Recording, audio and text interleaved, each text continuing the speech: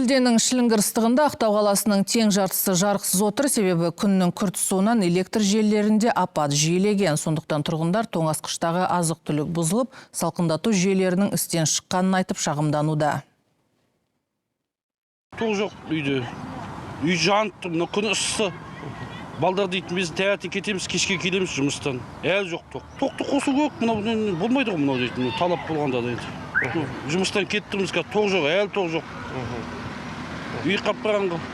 Лепті сыра жасамайды, мен 8-ші этажда тұрамын, қазір қиын енді. Электр энергиясының жоқтығынан кейбір көпқабатты үйлерге ауыз су беруде тоқтатылған, тіпті аптап-ыстық салдарынан қала көшелеріндегі бағдаршамдарды істен шыққан дейді тұрғындар. Жарықтың жиі жыпылықтап тұрған мамандарды растап отыр. Өйткені күн ыстықта желілерге түсетін жүктеме ұлғайған. Алайда әбден тозығы жеткен электр сымдары оны көтере алмай жатыр деп ақталды мамандар. Жалпы бұл негізгі мәселелер қалада кабельдік желілердің тозуы, себебі 50 жылдан астам қала салынғалы бері қайта жаңарту жұмыстары жүргізілмеген.